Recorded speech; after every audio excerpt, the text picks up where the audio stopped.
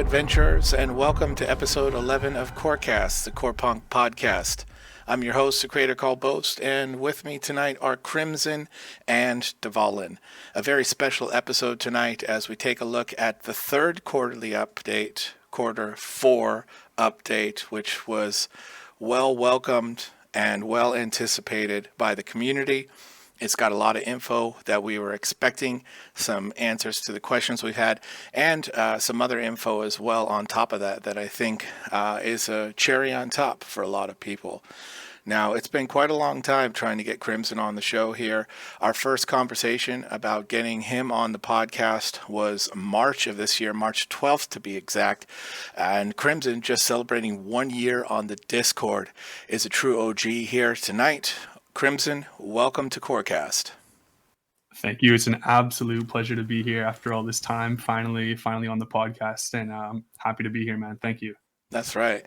It's been a long time coming, along with everything that's gone on this year, and some of the struggles and achievements that the devs have had. We've been riding this wave along with them, and so some of our content and some of our conversations have also been sort of part of that timeline and reliant on that timeline.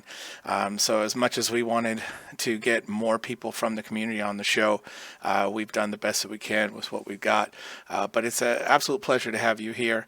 And of course, once again, we've got the Blue Deer, Dvalin, the president of Colab and the leader of the Blue Bambies. Dvalin, welcome back to CORECAST. Hello, and thanks for having me. It's such an honor to be here again. That's right. So guys, quarter update Q4. This is the third quarterly update. The numbers are a little out of whack, but hey, so is this entire year, right? It's been an interesting road to get here. We've been anticipating and waiting for this update for quite some time. And, it's a bit bittersweet. We have some information that's, a bit on the unhappy side for some people. We've got a lot of information in here, which I think is really amazing. And so tonight, we're going to do our best to break it down and just to talk about our thoughts on this content that we got with the quarterly update Q4 2020. And we're going to get to that in a moment, but as tradition is here on the show, we're going to start with Crmsn, with the introduction, and of course, the now infamous Dream class. And now Crmsn, with this update, we got some more info on heroes and masteries. Maybe this has, tainted or manipulated your Dream class in a way, but maybe it hasn't. We would love to know what your Dream class is, including the overall look, race, and abilities, all of this before we get into the update. But before we get to that, please tell us a little bit about yourself, your gaming history, how you found Corepunk, because you've been here quite some time. Thank you. Yeah, I sure have. So my name is Morgan. I'm from Toronto, Canada. I'm an electronic musician. In the Discord, you may know me as Crmsn. I've been playing MMOs since I can remember. Since the first grade, I think I started with Adventure Quest Worlds, MapleStory, Grand Chase, and to this day, I've probably played every notable MMO, which is pretty lame, but I'm going to say it anyways. I've also played League of Legends for a decade, so when I found out about Corepunk, I was just ecstatic. I remember the day I found Corepunk. I was at work. I was in the office just working on some website design. And I got a notification from MMOBite because I watch all their videos, and it was, "What's Corepunk?" And I was curious, so I clicked on it. And I think about 20 seconds into the trailer, I immediately went to their Discord, signed up for beta and everything. I was just super excited. I'll remember that moment forever because Corepunk is definitely the game I'm most excited for. And yeah, it was a shocker and a pleasant one at that. Yeah, really cool. And quite some time ago. So happy anniversary on Discord. One of the few, I think, that's been here a year now.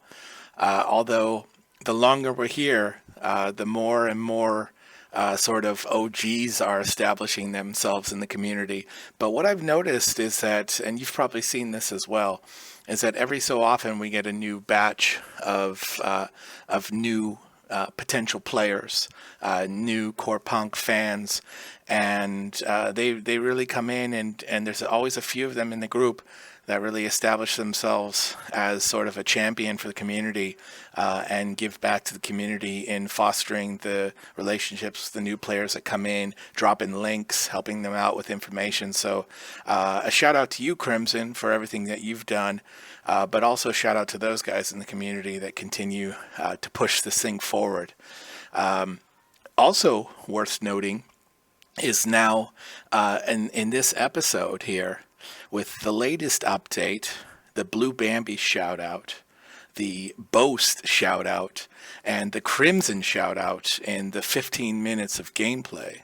It was that, right? 15 minutes of gameplay? It was, yeah. We are the holy trinity. I mean, this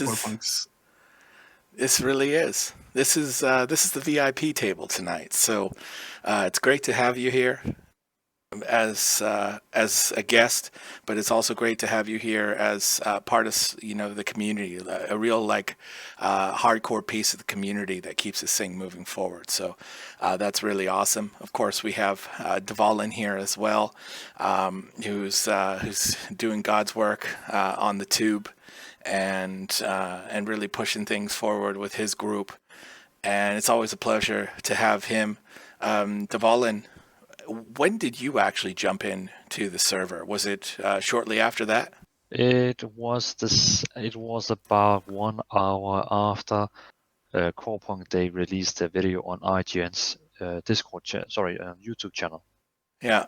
So I joined in on.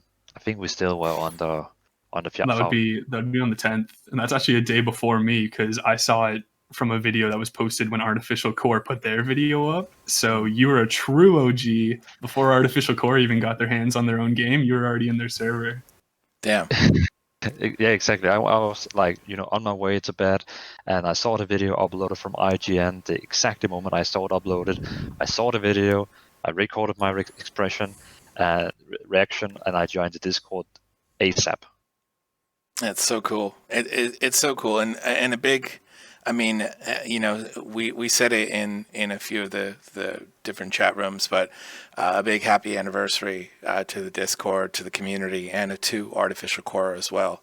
I mean, sure, we would all love to have our hands in the game. I think that from day one, people want to play the game, right? But that said, to keep things pushing forward and it's for the most part a very friendly and welcoming and informative community, and it has been the entire year that we've all been in there. So that's really cool. So I think Dragum started this tradition or suggested it as a tradition, but we always love to, when we have a new guest on the show, talk about their dream class. What does it look like? I didn't think this needed to be said, but sometimes some people aren't as descriptive as we would like them to be in explaining what their dream class is. So anything you want to talk about, from like the overall look, the race, the gear, the clothes, the ability, any of that stuff. And if it's changed since this Heroes update, then that's fine too. But please do share with us what your dream class would be for Corepunk. If you could create or suggest a character for the game, what would it be, Crmsn? I'm glad you want details because I have definitely got a lot of them. As you stated, it's true, actually, the dream class, since they uploaded the recent news, has actually changed because I am a huge sci-fi nerd. I love everything futuristic. So the theme before would have been something more along the lines of like a half android kind of cybernetic augmentation kind of character. But now, since we've got the bomber confirmed and look into their specs, as well as seeing, we have the robot down the line, I thought we probably don't need more technological classes. So now I guess the idea is something of, I really like Diana from League of Legends. She's a very cool character who She's like a melee assassin who uses magic, but she siphons power from the moon, and that's part of her character theme. She has a sister named Leona who wields the sun, and I thought it would be really cool in Corepunk to see a character that uses the thematics from space, whether that be, for example, a tank spec that uses the power of the moon, maybe a ranged marksman that uses the power of the sun, and maybe an assassin that uses, I don't know, stars. I know stars and sun are basically the same thing, but just space, something cool like that. In terms of looks, I think it would be cool. I really like humanoid characters, whether they have kind of like elfy ears or whatnot. I'm just pretty traditional like that. I never really go out to the orc kind of territory. It's a little far-fetched for me, but maybe something like glowing eyes reminiscent of the color of the moon or something would be really cool. In terms of ability wise, I mean, also really like, even though he's really simple and it's a little controversial, Master Yi from League of Legends, he's got a very simple kit, but he relies more on paying attention to his surroundings more so than his own abilities, which I find kind of a unique play style, although simple. So I think it'd be pretty cool. Maybe a little OP to have a tank, marksman, and assassin as all three specs. I think they like to throw in supports while we've got, just to keep the balance, the holy trinity within each character. But if it is a dream class, those would definitely be the dream specs. A few years ago, fun fact, I released a song and I ripped the vocal sample, some of Diana's voice lines, and put them into the song. Not my proudest work, so I definitely won't be linking it, but I just thought it was a fun fact, and definitely connects to the class to this day, even though it's been 5 years. But yeah, that's like the main idea of the class, something to do with the moon, really. Very cool. And Dvalin, how do you? I don't want to say rate this because that's not what we're doing here, but with your hippie tree hugger, warriors of the forest outlook on life, what do you think about Crmsn's dream character? I mean, see, that's the thing, because Crmsn, he's into, sci-fi, where I'm more like into adventure. So already there, we would be beating each other in a bar. Okay. So, no, I love you. But now, I mean, would there be any possibility if you play World of Warcraft, you have been a Blood Elf? It's funny you say that, because World of Warcraft is actually one of the only MMOs I've just never been able to get into. But when I did try one of the free demos they had, I did actually make a Blood Elf. So it's funny you say that, because I know that's basically the image I'd be going for. Or Night Elf, I think, is a similar one as well. Exactly. All that I was listening to you, and I was like, okay, this guy, he's a elf lover. Yeah, and I mean, I guess if you want to compare to World of Warcraft, I believe the Balance Druid uses like the light and dark, sun and moon kind of thing. So I guess that kind of plays into it as well. Yeah. Now Definitely. you're talking Dvalin's language. Yeah, I thought so. Yeah, that's cool. I like the ideas for the different specs. I think this is now a very important piece of the puzzle, because we had this information before, but until we saw it displayed and presented the way that they have, at least for me, I don't think it really clicked how unique these kind of are. Because if you look at these heroes now, it's almost 3 classes within the class, and they, I think, are could be 3 different classes within there. So there's a lot of options, a lot of variety so far. I think that's really cool, and I like that you're looking for that within your dream class as well. I have to tell you that I really like the comment you said about you don't want a class that is, overcomplicated. You want a class that is very, easy, because then you can focus on the surroundings and, actually playing the game without you have to think about, some classes in some games, they require an Excel sheet to be played. I mean, I don't see the fun in that. So I definitely agree you on that one. That's a cool thing. For sure. I mean, I think playing League of Legends for a long time and seeing how champions have developed over the years definitely gave me that perspective, because nowadays they're releasing characters who just one ability is like 3 or 4 paragraphs to describe it, and then there are characters with literally 1 sentence to describe it. And I think that kind of balance actually totally changes the dynamic of the game and the range of what you have to choose from for characters, for sure, play styles. Very cool. Well, thank you for sharing. Thank you for your intro. It's nice to get to know you further. We see people online all the time. I've probably said this to death, but for me to see people online and then to actually get to speak with them and get to know a little bit more about them is very cool.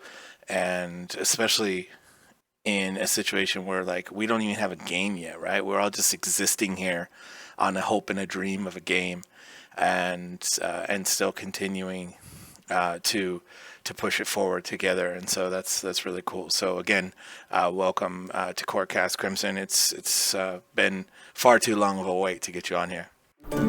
Greetings, adventurer, and welcome to Corepunk, an MMORPG where you'll experience fog of war in a vast, seamless open world. Miles and miles of wilderness to get lost in. Discover a small camp in the middle of nowhere. Or a busy metropolis booming with life and activity. You are free to go wherever you want. Use public transport to reach remote locations fast and safe. Begin your journey by creating a hero. Each has its own unique role, abilities, and a set of fighting styles. Complete quests for NPCs who are too busy to do it themselves. You're gonna need a better gear for that. Kill monsters to earn gold. Shred them with your best move. Be careful, though. They get pretty crafty when fighting as a unit. Grow crops. Chop wood. Mine ore. Trade goods for missing resources to craft the weapon you deserve. Suit up.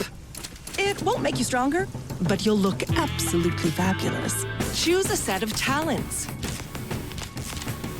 Boost yourself with artifacts to become the ultimate war machine.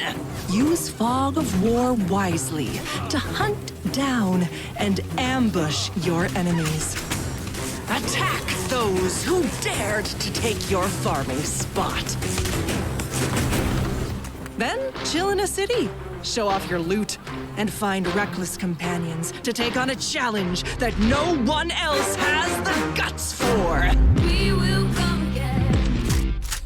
We'll come again until we're done. 'Cause only those who win, only those will stand their ground. No one leaves until we're done.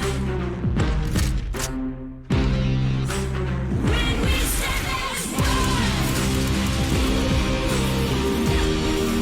we won't leave till we're done. When we stand as one, we won't leave till we're done. When we stand as one.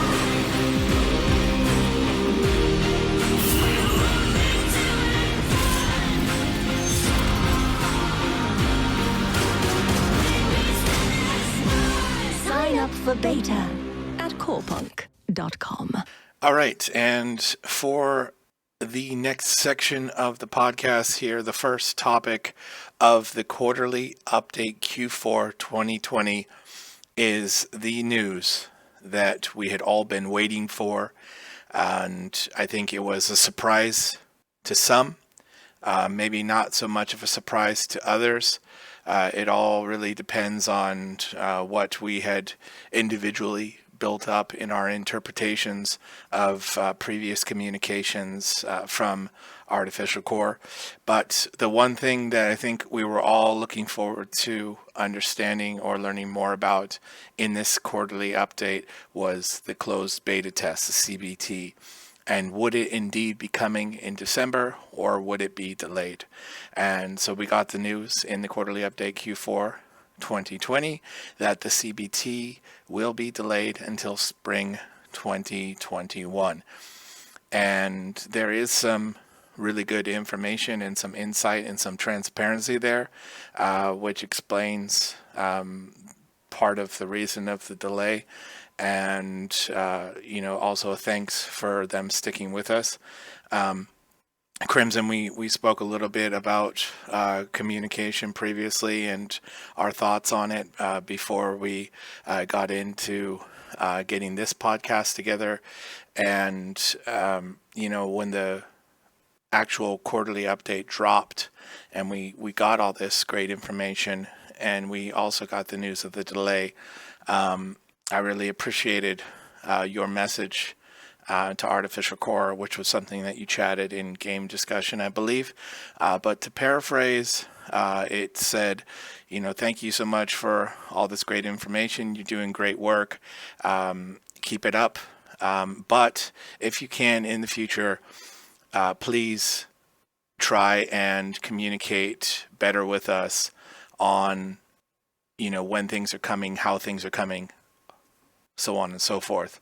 Can you talk about that real quick? Because I think it's such an important part of this, because the content is great. A delay is a delay. Life happens. This year has been crazy for everyone. It is what it is. But personally, I feel like the communication could be better. So in a positive way, because you did say it so eloquently and positively. Can you just sort of reiterate what you said, just so that this has been stated and said and is out there, because I think it's important for the community as a whole. For sure, yeah. I mean, I think when we actually got the 2-week delay, a lot of people were pretty upset in the Discord, and a lot of people were actually getting upset with me because they thought I was slandering the developers and getting too annoyed about it. But I actually wasn't getting emotional. I think that tone came across the wrong way, and I think some people also realized that as well. And like you said, a delay is a delay. It's inevitable. We have the pandemic. We have it's a game studio. It's their first big game, and a lot of people think they may have bit off more than they can chew. I think they're handling it really well. Maybe there's just more work that needs to be done than initially expected. So a delay is totally fine. I think it's the silence in between the updates that, as someone who, I'm not looking for special treatment by any means. I just mean in terms of the community as a whole. There's so many people passionate about the game, and they'll always check in. Maybe some people even every single day. We just check in and chat for a little bit in the server just to be involved with the community, talk about our excitement for the game.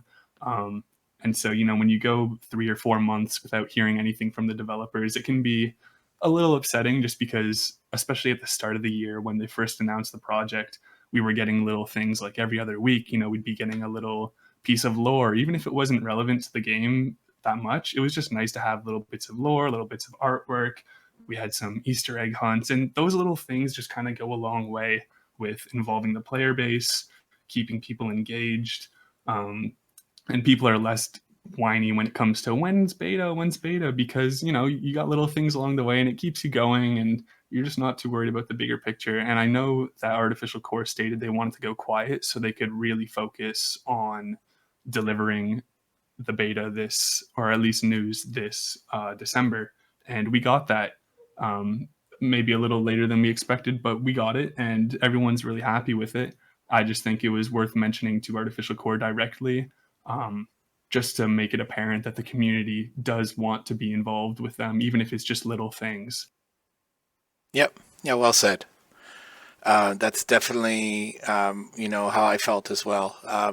If you look at everything from the key art that's presented from all of the heroes, into the details of the heroes of mastery, this new partnership they have, all of this stuff we'll get into in the next minutes, but all of this is so rich and is so well done, and it's such a great update to have.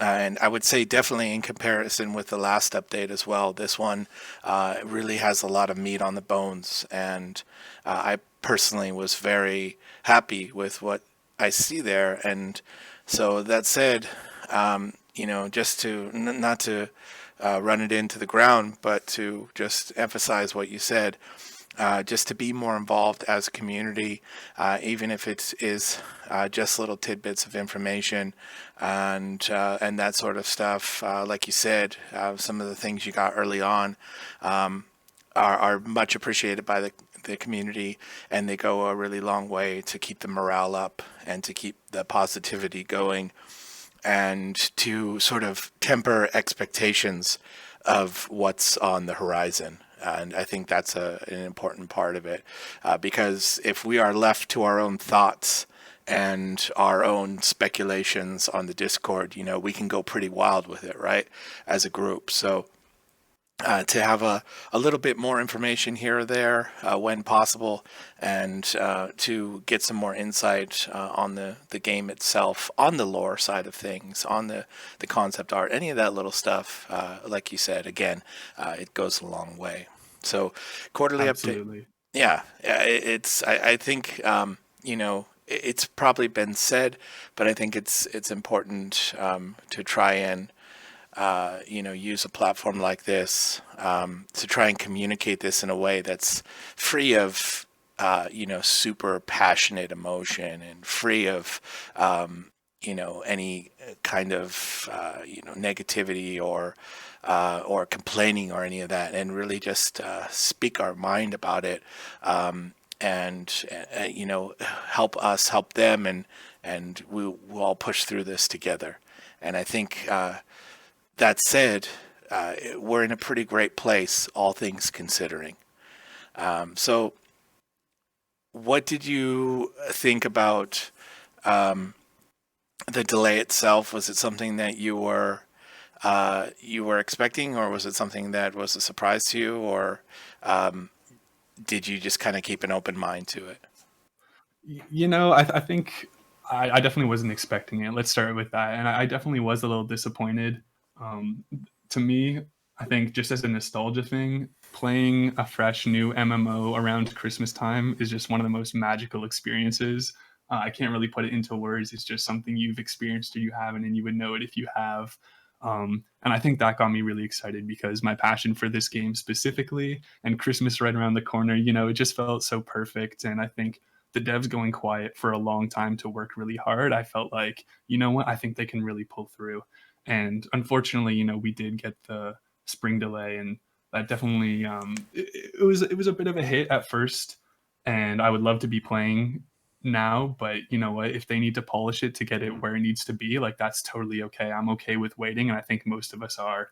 And we've got this new information, and I think that's gonna carry us for a little while longer. And who knows, they might throw in some Christmas Easter eggs. We don't know. Nudge, nudge, wink, wink, if you're listening, Artificial Core. That's right. But yeah, I think it's not the end of the world. I think one thing that may be a concern is because there will be multiple beta phases before launch, like how far may that have pushed back the release of the game? But that's completely unknown territory for us. I just hope things are still going well on their side, and we've got we've got a couple months to go, but I think we'll be fine. I think we'll make it, and we're strong as a community, when we stand as one, so we'll be all right. That's right. Yeah, it was kind of the same for me. Like, I guess I had some hope because they were pushing on it so hard, and we heard so much. But at the same time, I think it really was inevitable with the way things were going in the recent months. So this is no problem. We're going to get through it together. Dvalin, with the quarterly update and the news of the CBT being delayed until spring, for me, and as Crmsn just said, there's this playing an MMO, or even just, any new game that you're really excited about during the holidays definitely has a special feel to it. And especially for someone like myself who's really looking forward to these holiday times, to have some time off from a busy career and all this, to be able to jump in and just grind this beta away. I was really looking forward to it as well. I can wait. I'm as I get older, I'm getting more patient, I think, in life. But Dvalin, was this something that was a surprise to you, or were you expecting it? And how are you and the Blue Bambies coping for the spring? Well, I mean, I was of course going around and telling people that, yeah, we're probably gonna play in December, but inside, I felt it. I felt it all way, and I felt it like it was going to be a delay. Yeah. So it was not a surprise for me. So when I read it was a delay, I was actually expecting them to say, like December 2021 or even later. But seeing them, they are as they're saying, ready in spring. That could be anything from 3 to 6 months. I think it's fine. I like you say, it's Christmas now. There's a lot of things coming up. There's so many things to think about. So, have to squish in a closed beta at the same time with all this. I'm relieved. I'm actually pretty relieved. So yeah. So no problems for me with the delay. It just helps me figuring out other stuff. But I agree with you. The older you get, the more hype you get for a game. I remember in old days when oh, there's a game coming out in 1 month. I can't wait. I'm dying. But now we could probably first get this game in maybe 1-2 years, and I'm like, that's fine. Yeah, I All think good. I think some of that has to do with the older you get and the more you experience things. I think, and I'm not saying this as though younger people don't appreciate things for how good they are, but I think the longer you're around and the more you experience, the more you realize that when something is crafted as close to perfection as you can get, and that's the kind of studio these guys are. We know that from our conversations with them. When you see a craftsman at work and they're trying to make a masterpiece and put something that their heart and soul is into, I think you start to appreciate that much more, and you are more willing to wait for that to be completed. But that's just my personal feeling there, my personal insight. I absolutely agree with you 100%. I mean, as a musician, I'll be working on new music, and I try and set an internal deadline for myself, similar to how a company may say they're going to present something at a time. But once you get around to that date, because time just passes so quickly, sometimes you may just not make it in time. Or in my case, a song might just not be ready for when I thought it would. I just try and not stress myself out about it, and I'm okay with not meeting any deadlines I set for myself if it means getting the art to where I believe it should be, and in their case, getting a game ready to where it should be to present it, because as the perfectionists that they are at Artificial Core, I know they definitely want to deliver something that makes people go wow, not wow, but there are some bugs and issues, and I'm okay with that, whether it means even a couple more months than we expect for release. I think once it comes and it's truly ready, it'll actually just be truly fantastic. Wow, very cool. Speaking of music, have you heard the work in progress Quaddari theme that I've been working on? I have not, but you will definitely need to send that to me. I'm very curious to hear what you were doing. Yeah, as a fellow producer, I would love to get some feedback from you on it. The idea was to create themed, fan-made, of course, themed theme songs for each of the cultures in the game, sort of based on the the kind of music that would either be present or is present and inspired by these kind of cultures and genres. So, for example, Quaddari was sort of like a dark synth kind of feel to it, with the Yorners more of a kind of mine hammer kind of drum beat, working fantasy man's tune, this kind of stuff. So it's funny you say that. I've had the exact same idea, and I was actually thinking about doing all 4 of the faction themes. So maybe I'll do that as well, and we can see what we both come up with, and that would be dope. Maybe get a special feature in the game. Not very unlikely. They have a high standard, but it would be cool just to hear what the developers think even. Yeah, that would be dope. Maybe collab, or maybe even remix each other's Yeah, that'd be tunes. very cool. Yeah. Let's not get away from this though. This is my fault. I apologize, but I thought it was worth sharing to a fellow beatsmith. Absolutely.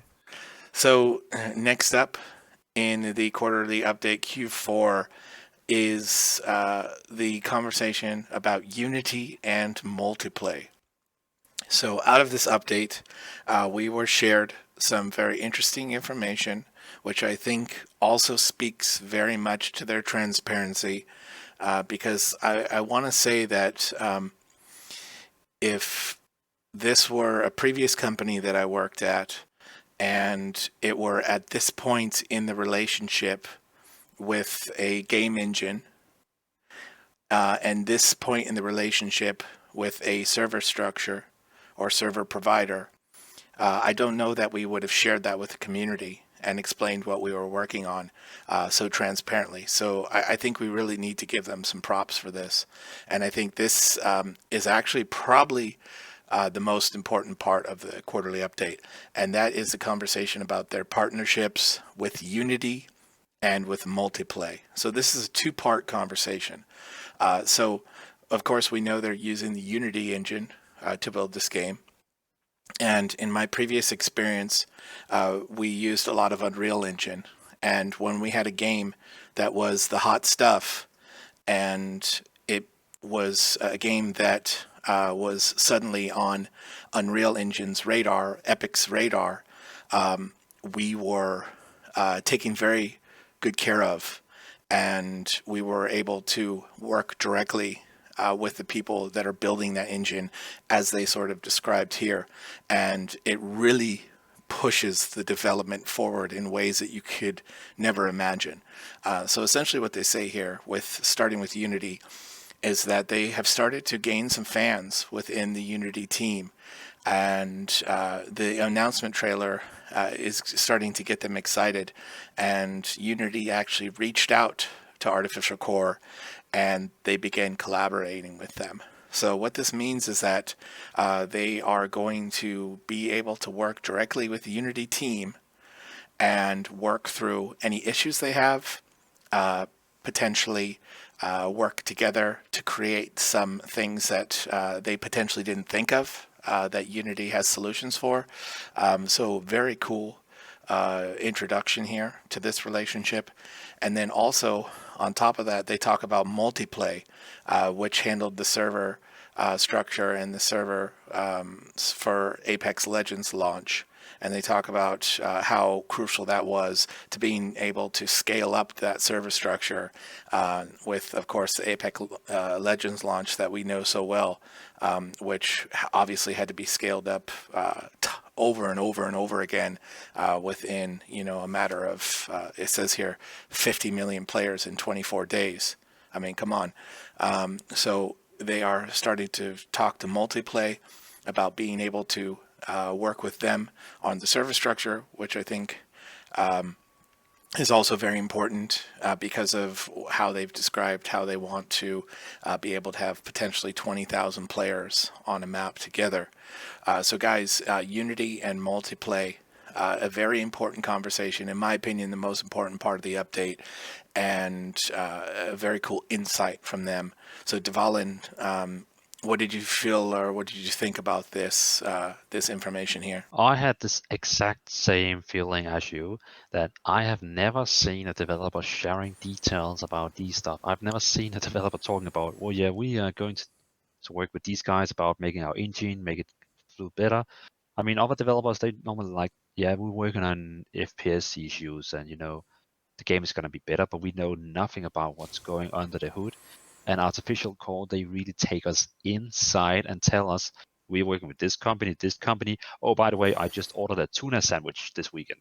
They're telling us everything, and they didn't had to do it. But yeah, so really, big claps for that. Big, great. That's really cool. Yeah. Crmsn, what do you think? Yeah, I mean, exactly as Dvalin saying, I've never really seen a company mention the back end of things like that. And I think it is really good insight. And honestly, it's a big milestone for them. It's a big achievement. And I'm glad that they're sharing it with us. Kind of feels like you're part of the team in a way. Um, but I'm no game developer. I don't know much about the back end of games. But what I do know is working with the company that you make the game on, I could definitely see that helping in terms of getting, like they wrote in here, optimizing the game. That's definitely going to help with getting that many players on a server, like concurrently. Like that is something that you really need some true expertise to be able to pull off. And I think this is exactly the push forward that they would need and the support that they would need. So round of applause. It's great that they're achieving this. Yeah, it's perfect too, because Unity, although they've grown and they've massively improved since they came on the scene, they are still small in comparison. I'm not talking about amount of games developed on the engine, but just in the exposure and the sort of accomplishments that Epic and Unreal has. So this is perfect for Corepunk and Artificial Core because I think partnering with Epic now, who with Fortnite and then all of the games that they're offering on their store, I think it's going to be a lot harder for developers to really gain that attention and gain that professional, responsive, and helpfulness that they're talking about here. Back when we were working with Unreal, this is before Fortnite, and this was something that we could easily get someone on the phone or on an email and have some great response to any issues we had. And this is going to be huge for them because they will be able to focus on making really amazing content and stressing less about problems that they're having, because they will most likely be able to walk through it with Unity themselves. And the server stuff is great. This is also not my strong point, and we kind of all just expect servers to work. But the fact that they are putting thought and effort and time into looking for the best solution rather than the most cost-effective solution is already a good sign, in my opinion. Oh, I completely agree with you there. Completely agree. And I don't think, I'm not sure with the game being buy to play that we'll expect 50 million players in 24 days. I think that's quite an insane number in terms of gaming in general. But, how many times since we're all MMO gamers, how many times have you gone to play a game on the launch of a new update or a beta itself, and you're in queue for 4 hours because the servers keep going down and stuff? And I think this is just really good preparation. And I still expect queues and server drops because you never know how many players are just going to hop on once they can. But I think this is definitely going to help them prepare, and they have the resources to quickly get into place where they need to be. That's cool. Next up in the quarterly 4 update is the Heroes and Masteries section. We're going to actually jump into this in a little bit so that we can cover the heroes, the masteries, and our overall impression of this, sort of more in depth. So the next topic here on the quarterly update 4 on episode 11 of CORECAST, the Corepunk podcast, is the forum and website rewrite work in progress. So they essentially said, we'd like to take this opportunity to thank you, our community, for your valuable and honest feedback on our website and forum. So they're working on new versions of both of those, which will be updated in the near future. And they say, don't worry, all of your data, messages, activity, etc., will be transferred to the new platform. So it's getting some cool new features. Friends, direct messages, followers and following, likes, forum filters, search tags, report options, profile, message editing, and many more features are coming soon. I'm not super active on the forums.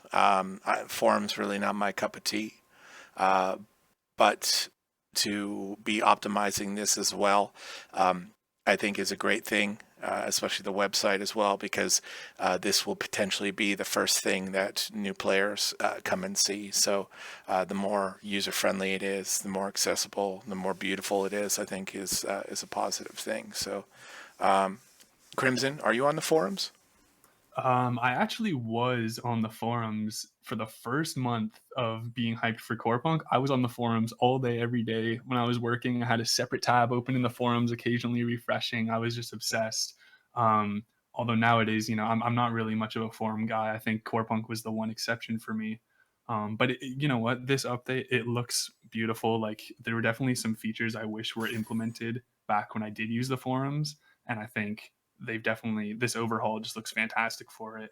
And as I said, personally, I'm more of a Discord communication kind of guy, but I know a lot of people still really do like the forum format, and I think for them, they've just gotten themselves a huge upgrade. Being a freshly legal young adult, I feel like social media, I've already got so much of it. I don't know if I could handle another platform, but yeah, no, it looks fantastic. And for the people who do actively use the forums, like, this is just Christmas coming with a great gift right here. Yeah, that's right. Dvalin, what about you? Well, no, I actually personally dislike forums. I'm more a Discord guy. But I just funny found the section on the forum called community creations, and I saw some YouTubers and other guys, they made an introduction page of themselves, and I was like, that sounds great. So I also tried it out, and it actually blew it a little bit up. And I found out, wow, okay, it actually works to being on on the forums. So that's from a content creator perspective.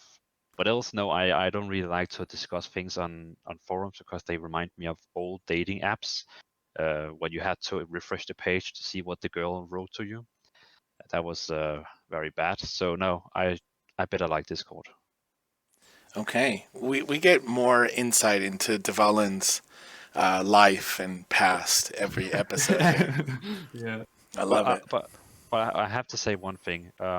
In the update where they show all the news things that is coming to the website with direct messages, notification, friend list, it sounds like they are trying to make BattleNet 2.0. They're making BattleNet even better than what BattleNet is, and you're gonna have the same, friends on the forum and so on in game. I think it's gonna be a cross thing. So they're like making a Discord BattleNet. I think they are right now creating their own social system where you can chat with friends and play with friends. Just like BattleNet, but even better. It's just like Steam, but even better. You know what I mean? Yeah, I do. I think so. I'm not sure that it's going to have this functionality on the website as well, unless I'm reading that wrong. But I think the website is cool. I think it's nice looking, but I think once we got these heroes and masteries information, there's already comments about gifs or videos of the abilities, wanting to see more, and so I think this is going to be some crucial bits that will hopefully be added in the future, so that we can really get excited even more so about these heroes and their masteries, because it's even for someone like me who's not looking at every single number on those pages, but is looking at sort of like the high level functionality of these heroes.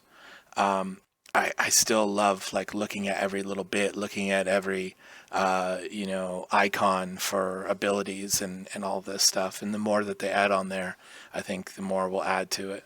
Crmsn, I think you might have been part of these conversations on there as far as just some more visibility or some more functionality to the heroes and masteries information. Yeah, because on the page, they do give you all the numbers, but when they give you something like, I'm guilty of looking at those numbers. I was too curious, and they'll give you some information like you can use this skill at a range of 6 meters, but right now that doesn't really mean anything to us, until we see their in-game equivalent, like a little gift for each ability, I think that would really help and give you an idea of how your character or prospective character would play out.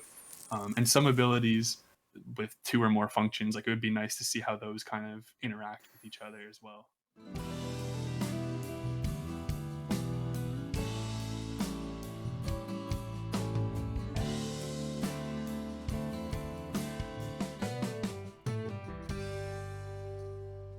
Hello, my name is Dvalin. Are you looking for a YouTuber or a content creator who are mostly talking about Corepunk and actually have met the Corepunk developers in real life and even on the Christmas day? Well, that's me. Go to youtube.com/dvalindk, DVALINDK. Again, youtube.com/dvalindk. I am doing a lot of content about Corepunk, but also about other MMORPG games and RPG games. So come and follow me and follow the journey through Corepunk the game itself. Thank you and have a nice life.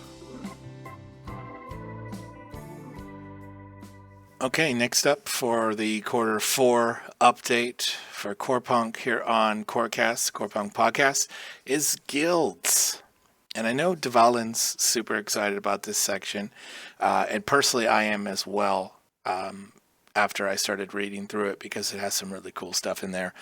And it also, thank you very much to Artificial Core and the Corepunk team, features not only myself, Boast, but a shout out to the Blue Bambies as well, and the legend, Dave Jones. So there's a lot going on in that image. It's very cool. We finally were elevated to the level of Crmsn and Dragum and the rest of the barrel smashers out there. Guilds. When it comes to MMORPGs, one of the first things that comes to mind is, of course, guilds. And recently they've been putting a lot of work in the guild system, ready to shed some light on how it will look in Corepunk. Once you've reached level 10, you'll be able to register a new guild. You'll be able to pay a fee to an NPC. Then you can start recruiting members. Have access to a guild bank, chat, rank system, much more. Guilds can level up through various in-game activities like completing guild tasks. Members will have access to special quests.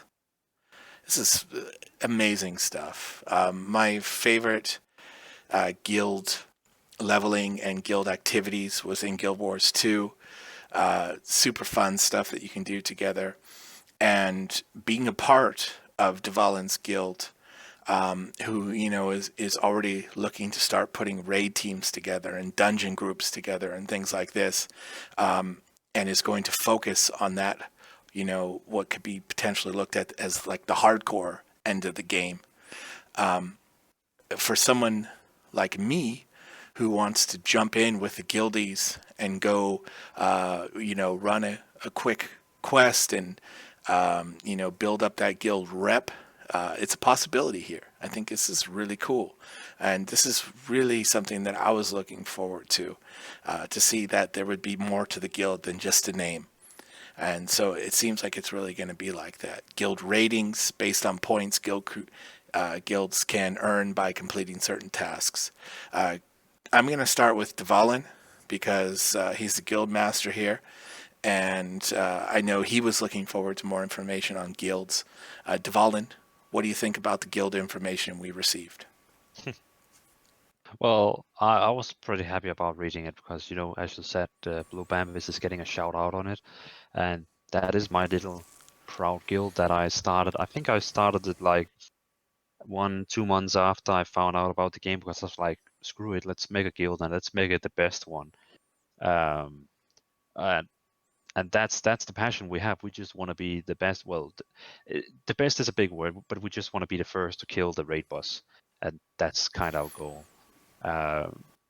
But getting the shout out here, thanks to the Artificial Core and all the team for shouting out us, and also adding the little blue deer next to Boast name.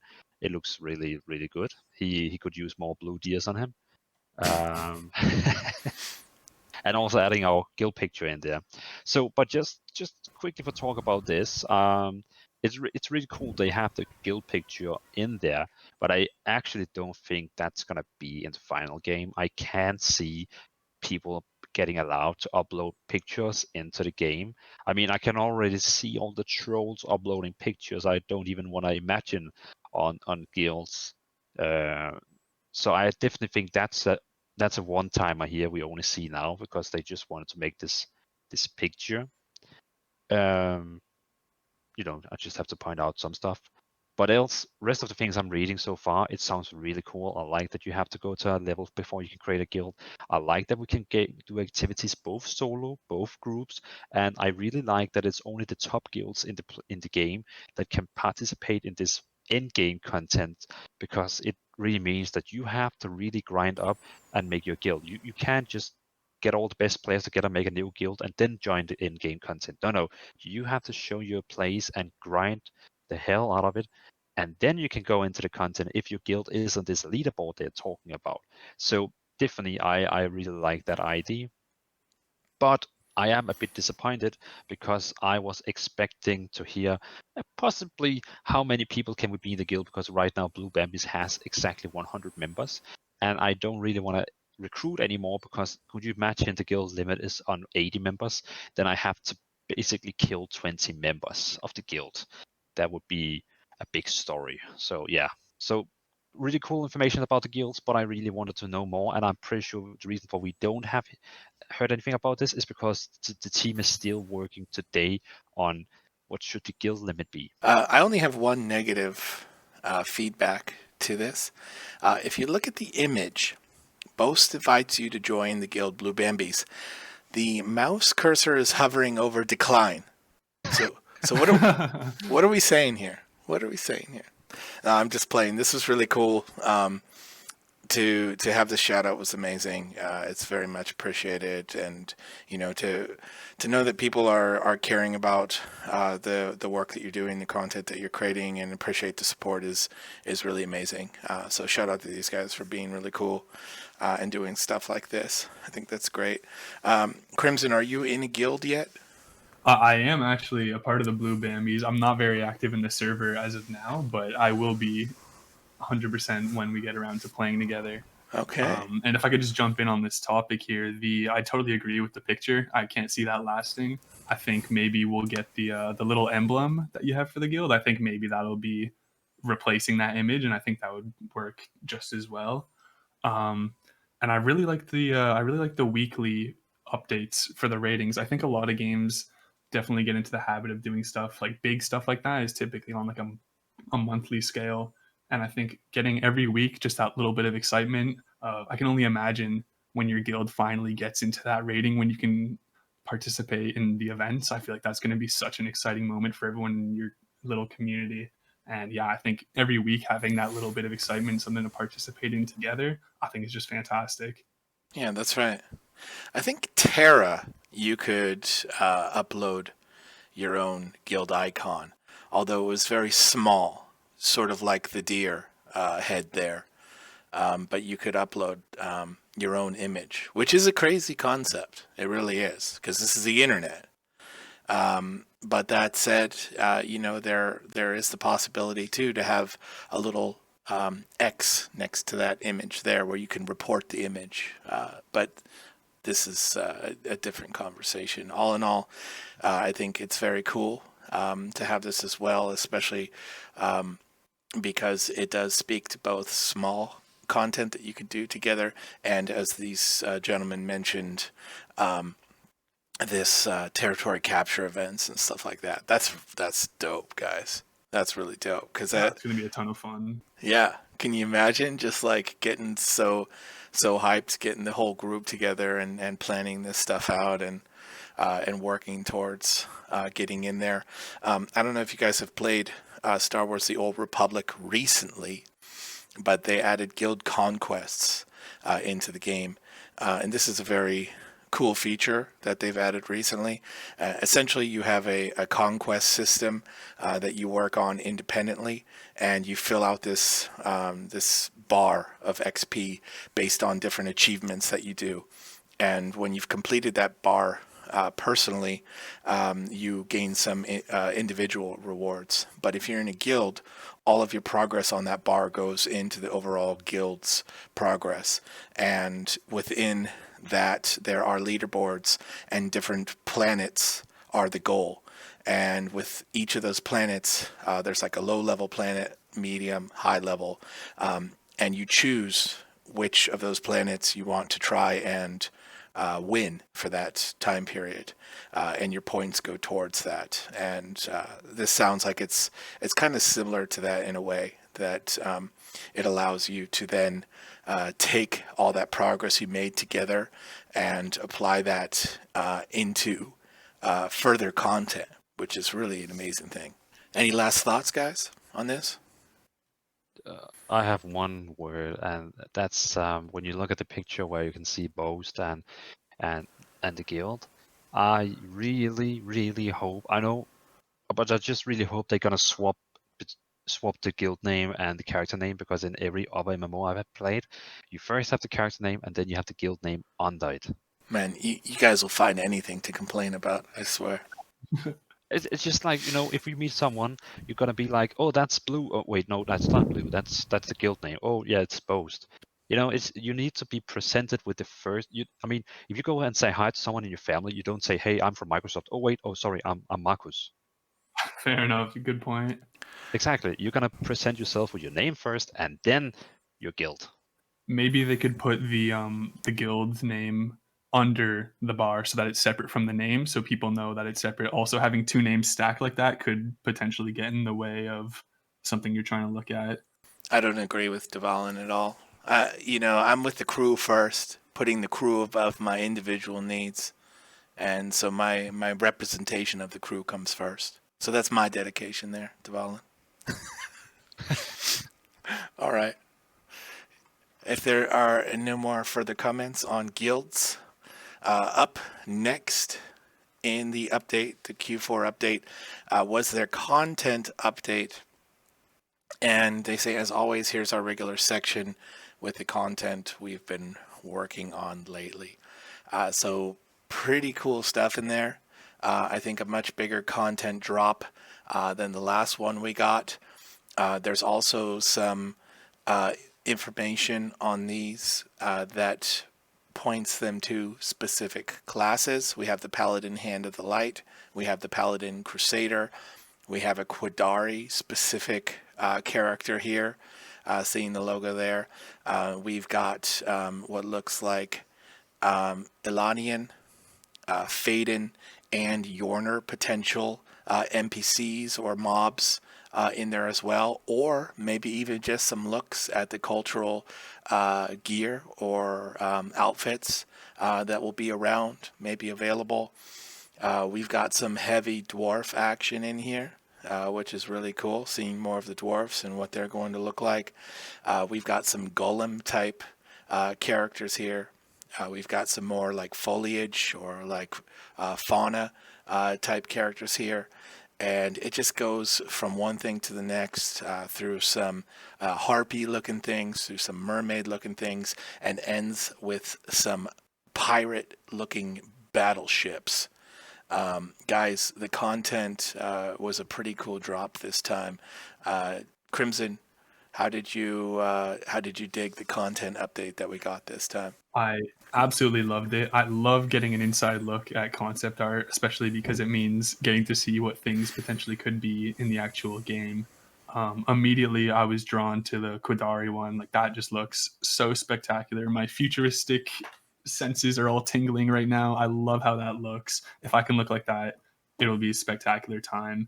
Everything else looks fantastic. I love getting to see the mobs as well. I think Corepunk has a really interesting creative sense when it comes to enemies you'll fight, like these golems and these foragey looking plant monsters. They just look so cool, and it definitely beats the typical fight skeletons, fight, I don't know, slimes, whatever else you find in typical MMO worlds. I think Corepunk's just got a really creative art style, creative world, and it's just going to be so much fun to see all the different things that they implement. And I think the biggest thing that caught my attention was the boats. Those battleships look crazy. Like, is that going to be water content? Maybe that's a little too far. Maybe it's just mounts.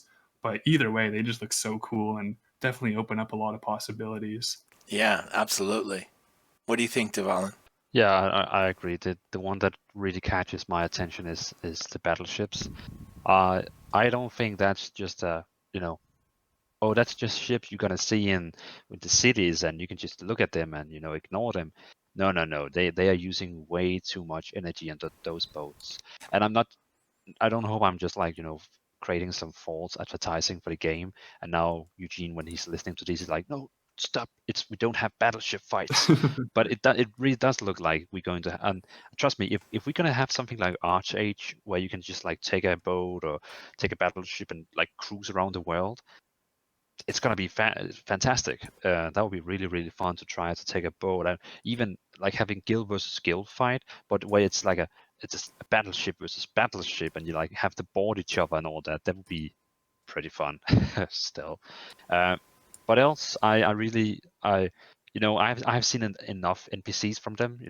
I'm not really an NPC guy, but I am really into cosmetics, and the first 3 pictures they show is definitely cosmetics, and I like that. They big love to the paladin set, Hand of the Light, and also the crusader build, and both of the sets looks really really really good, really paladin themed. It reminds me a bit of a World of Warcraft meets Cyberpunk. So in my world, perfect sets. So thumbs up for this update with these pictures. Yeah, very cool. And I'll put these up on the video for those watching on YouTube, so we can take a look at them together as well. Really cool content there from these guys once again. And it's awesome to see, as you guys kind of mentioned, all these different pieces of it, right? It's not just character concept for our heroes. It's not just NPCs. It's a little bit of everything. It's really cool. If I could just jump in there with one little thing I noticed in some of even in the previous quarterly updates, they've given us some of these pages, like the one with these more undead looking characters. They also show off these weapons, and part of me thinks those might be drops that we could see from those corresponding monsters. Like maybe some of those could end up dropping these spears that we're seeing, and that would just be a really cool insight as well into some of the weapon choices we're going to have. Maybe reading a little too far into it, but it seems logical, and I think they look great. Yeah, it's really cool. Cool stuff all around. All right, guys. I guess the moment we've all been waiting for. The previous news we've discussed, all very important, from the CVT date to the partnerships from Artificial Core and everything else in there. But the one thing that has been, I think, the most requested thing on the Discord, at least from the conversations I've been paying attention to, is seeing more about the heroes and getting to know more about the heroes, especially as we get closer to a potential beta. So we did have a drop here with 3 different heroes and 3 specializations within those heroes, and it's all very exciting stuff because so far we've sort of just seen a glimpse at these heroes. We've had some people on the server diligently trying to piece all of this stuff together, from like the hero selection screen to the in-game footage that we've seen, but now we have some more insight to them. As we discussed offline before this, we're not going to go in and jump in and talk about each individual ability. You guys have been on that on the Discord since this dropped, and people will continue to do that, and people will make content about that and videos about that, about each of those specific abilities, and really get into the nitty-gritty of those. What we want to talk about tonight is the high level of these heroes, because we've come a long way from where we were in the past. They were originally going to be very like specific hero pieces that you would sort of plug into the game and play those out.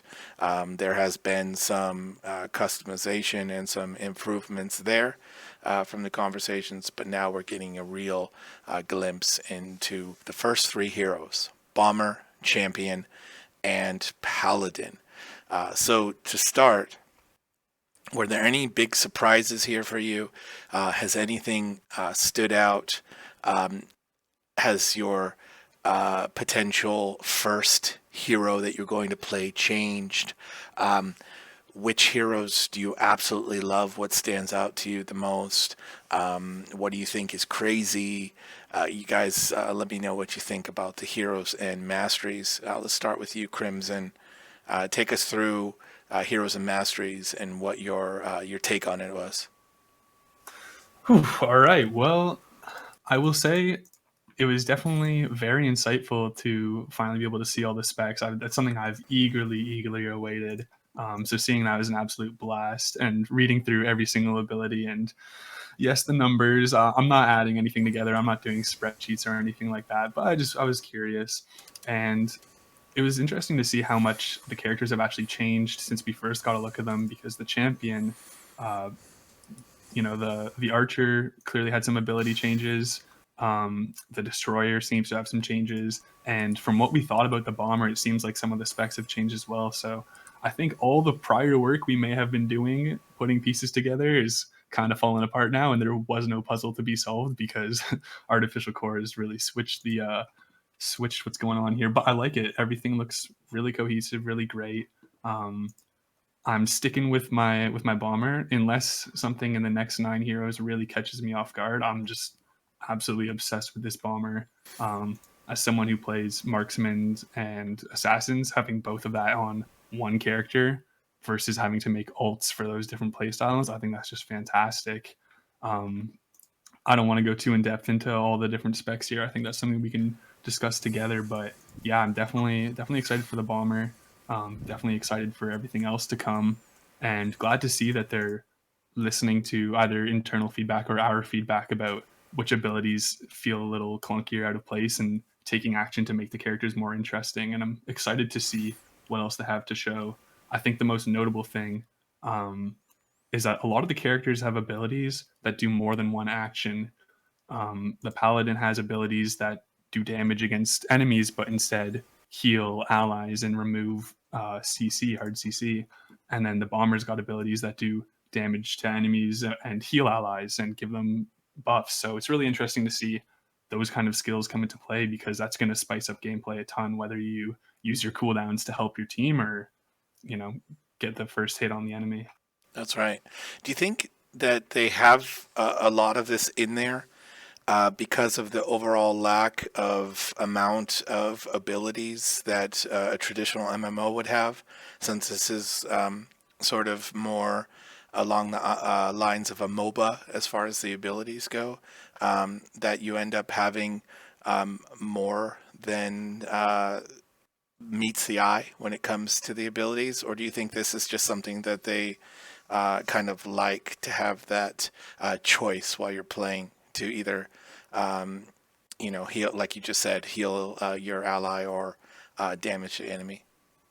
I think a bit of both. I think from a game development standpoint, you want your characters to be fun and engaging, and so giving different options for the same ability really immerses the player into thinking about what they really need to do and what's the most important outcome in a fight. And I think with, as you're saying, talking about characters later on in the end game, when we've got a lot more stats and ability haste to get our abilities off cooldown, I think you'll be able to switch between the actions pretty fluently. Use your Q to do one thing and a couple of seconds later be able to use that again. A lot of people seem to be worried about there only being a limited amount of skills, but you got to remember we also have access to artifacts, weapon skills, summoner skills. Like we've got a lot going on, and I think them adding these dual actions and comboable actions definitely just helps bring so much more depth to what seems like a surface level simple combat scheme. But yeah, I think it's definitely going to make, especially competitive PvP, I think that's going to be very interesting to watch, to see what players prioritize with their abilities. Yeah, that's right. And what about you, Dvalin? Any sort of shockers in here or anything that really stood out to you so far? Or are you still waiting for your two-handed tank? I am. I am. Well, I didn't expect it to be on this one because we already knew the paladin and the champion is, classical shield and sword tank. Well, the paladin was using what was the word? The German word? Morgenstern? Oh, Morgenstern, like the a mace, like a spiky ball on a chain. Exactly. It sounds very German. But back to topic. Yeah, I mean, the thing that I was surprised about was that it didn't really mention all of these three classes with 9 specs in total, because each of them have 3. We They didn't say anything about a healer. They only talk about this support role. And I remember back in the days, Irene, I think she said it. Someone said it from developers that Bomber is going to have a healing spec. And now it seems like Bomber is only going to have a support spec. But I'm wondering when we get all the 12 classes, the 36 specs, that all the healers are just being called supporters, or if they actually are going to come with a spec on some of the classes saying these are healers, or are they just going to keep talking about supporters only? Because I mean, both the paladin that I was pretty sure would be being a healer, like other games, and the bomber because the dev said it, they only have support roles. So I'm like, is this game actually gonna have healers, or I mean, where's the healer? Who's the healer? If you know what I mean. Yeah, Absolutely. yeah, fair enough. Fair enough point. Crmsn, within the bomber, what of those specs is speaking to you the most? Is it the blast medic? Oh, you know what? The blast medic is the one role that I have the least interest in. Um, and just to go off what Dvalin was saying, they said Bond would have a healer. I don't think they actually meant Bond would have a healer. I think the point they were trying to get across was that you will be able to build your character to do one thing better than the other. And I do think we'll have designated healers because the healer we see in the first trailer, although likely subject to change their abilities, all 4 abilities seem to be healing abilities. So I do think we're going to get a mix because that's what the support role is for. And I think we just have to wait on the next couple characters to come out to see some full healing specs. But I definitely think with, for example, the blast medic, you'd be able to build your talent trees and your artifacts to all boost your healing boons. And then, when you go into combat, you could primarily focus on that. And then if you need to get in the action on enemies, you can. But I think there definitely will be a clear line between support and healers, and I think it's just more of a open play style. Um, Personally, Grenadier, that's my mumbo jumbo right there. That's what I'm all about. I just love marksmen that are a little slower to play and more hard hitting abilities rather than rapidly shooting like some characters from League of Legends. I think it's just like a more methodical play style where you have to really land your abilities, make the most out of them. And yeah, I think that one's just calling my name. Although the infiltrator, which I know you're keen on, that's probably my second favorite type of playstyle. So I could definitely see myself leveling up both of those and playing them pretty actively. Although Grenadier, that's my bread and butter. Yeah, we spoke a little bit about this before. I've always, since day one, said I want to play a support character, but this really does depend on sort of what Dvalin was hinting on. Is there going to be true support? Is there going to be true medic? Or is it going to be sort of a hybrid? We will see. That said, yeah, my biggest hype from this Heroes and Masteries were the Infiltrator and the Bomber. I think this is kind of across the board for a lot of people on the Discord because we hadn't seen anything like this before. And the design of these characters alone is just so sick. And then to sort of read into what they're capable of and what their kit looks like sounds really cool. From there, we have the champion and the paladin. Dvalin spoke a little bit to here. The champion has the destroyer, the ranger, and the defender. And The paladin has the Hand of the Light, has the cleric, and has the crusader. So more tank, more support in there. And Dvalin, between these two, if you had to pick between the paladin or the champion, where do you think you would land? Oh, that would be definitely the paladin. I have always been into magic, and I always liked sword and shield. But if I can add sword and shield with magic, that's just like fantastic.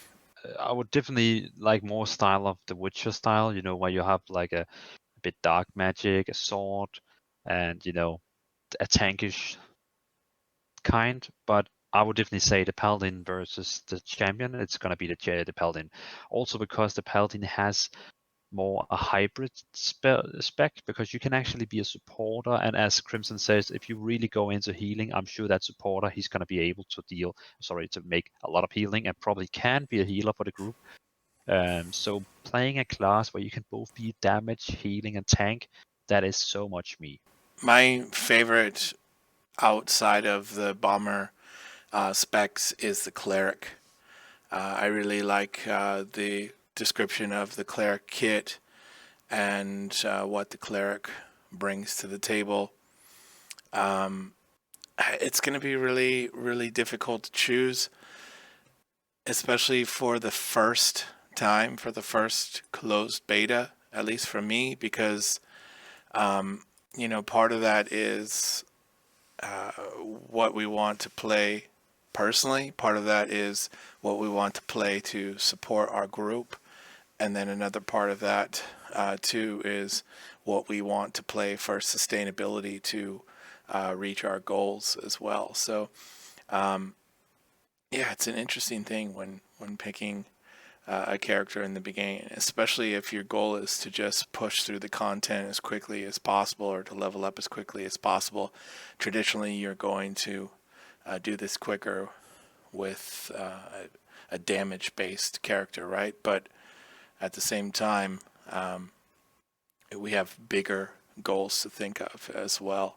And hopefully very soon, and if not very soon, at least before the potential spring CBT, we're supposed to get the next 3 characters or next 3 heroes. So I think that's going to also shed a lot of light onto what the future looks like for us. Assuming that all of the heroes in this key art are the collection, what are we seeing from the next 3 heroes?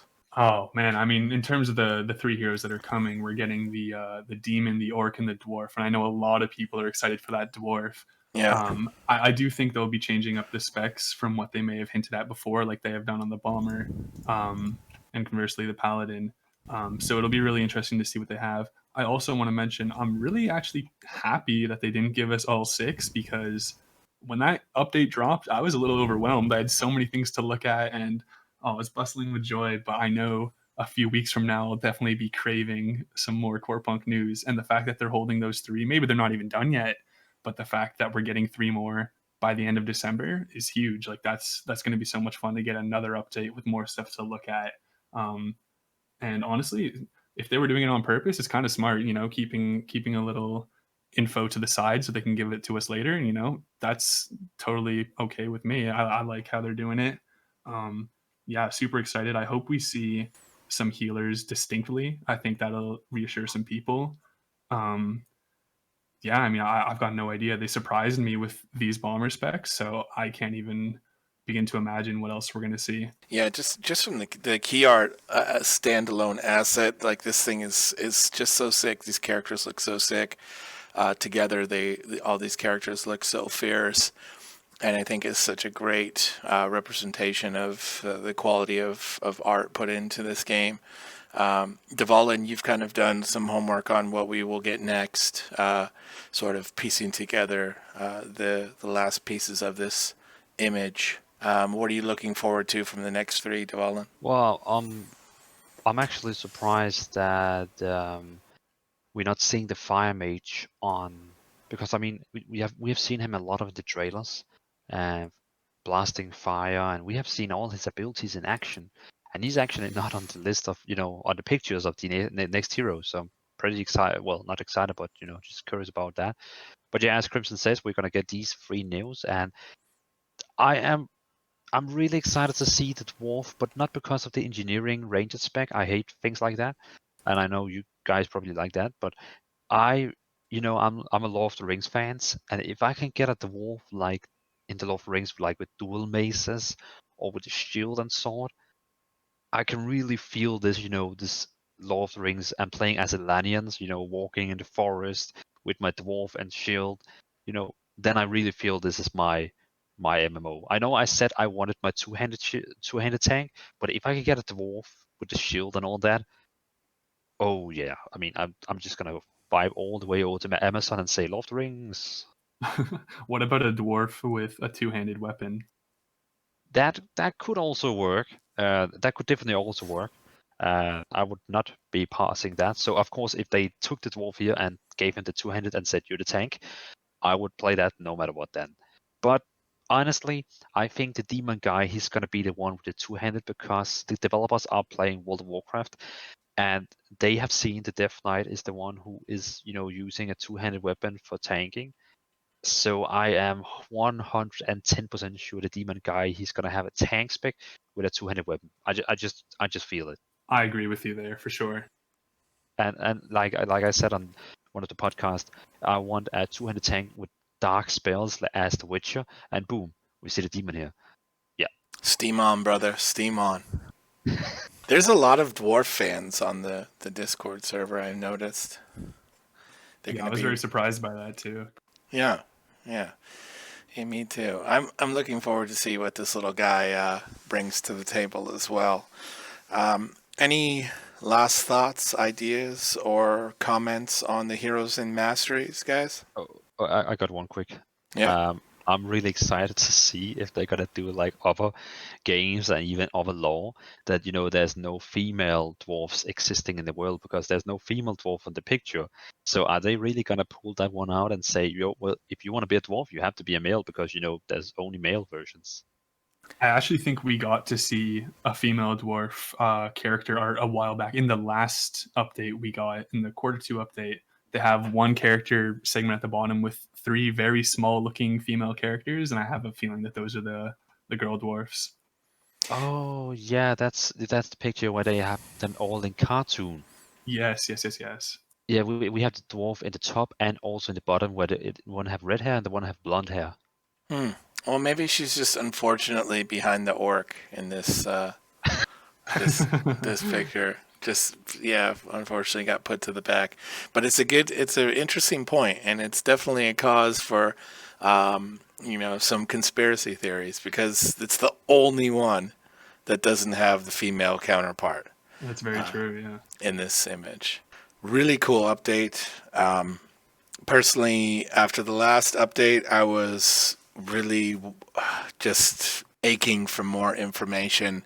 After this update, I can sleep tight at night with dreams of Corepunk in my head and what we have to look forward to, not just for the CBT, but for the next quarterly update or for the next update where we're presented with the next 3 heroes and masteries. Once again, this has been the quarterly update Q4 2020. We had news on the delay of the closed beta test until spring. We had information about Unity and Multiplay conversations and partnerships there. We got our first look at the heroes and masteries of the Bomber, the Paladin, and the Champion. And we also got some information on forum and website rewrite, as well as information on guilds and more content update with concept art and a look at a lot of the really cool creativity that's going into this game. On behalf of Crmsn and Dvalin, I boast, and I'm just happy to be back in the saddle and recording another podcast. I absolutely love doing this. I love talking about this game. It's really cool that we got to be back here again. It's a pleasure to have you here, Crmsn, to finally get you on the show, and Dvalin, of course. It's always great to have you. Guys, any last words for your adoring fans or for the team at Artificial Core before we call it a night? I do have one thing that we did overlook, and I know it's late since we're about to close out here, but I think everybody overlooked this, and I may be mistaken, but I'm pretty sure at the top of the Quarter 4 update, maybe you can put this on screen, the snowy image we see, I'm pretty sure that that's Cheerful Rudy's bar, and they've put a snow biome on it for Christmas. So I'm thinking they might be like overhauling the weather of maps that we know, like the biomes of it, for seasonal events. All right. I just thought that was very neat. Yeah, it's cool. There's always something to like dig into, right? When they deliver content, which is really cool. So keep it up, guys, at Artificial Core. Keep on keeping on. Again, we trust you. We have patience with you, and we just want to hear from you and know that everything is going on as planned. Or if it's not going as planned, at least we have a little insight there as well. Dvalin, anything to say as the president of Qualat? Well, I just want to thank Artificial Core for still going strong, and I believe those guys and girls and whatever they have. It's gonna be a great game, and take the time you need. Don't hassle. I know the Corepunk Discord sometimes is a glowing red. Just ignore it. We can wait. I can wait. So yeah, thanks for all the patience, and thanks for keeping us up to date, and do what you do best. That's right. And just a big thank you to you, Boast. Thank you for the opportunity. It's been a ton of fun talking about it with you guys. Love to do it again some point. Love chatting about the new stuff we see coming up and our thoughts on it. And yeah, super excited for what else they have to show for us. Yeah, for sure. Great to have you, and I look forward to future conversations as well. Once again, this has been the Quarterly Update Q4 2020 and CORECAST, the Corepunk Podcast, Episode 11. On behalf of Crmsn and Dvalin and myself, Boast, I thank you for listening. If you've made it this far through the podcast, much appreciation to you. A big shout out to you. And,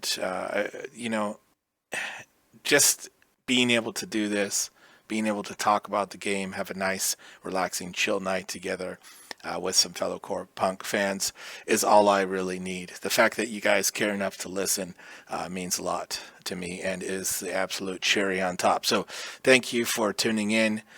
Subscribe to the channel or follow the channel depending on the platform to get notifications in the future about the CORECAST, Corepunk podcast, and new episodes. With the new forum coming out and talking about it here tonight, I'm going to make an effort to be more active on there and post more content and see what it's all about as well, and see if maybe the forum is the place for old Boast. Only time will tell. Thank you so much for being here. Thank you for hanging out with us tonight, and let us know in the comments what you think about the quarterly update, what you were most excited about, what heroes and masteries you're excited to try. And until next time, be strong, be safe, be chill, be supportive, and keep talking about Corepunk. As long as we keep talking about it, we will eventually play it at some point. Thank you so much, guys, for being here, and we will see you next time. Have a good night.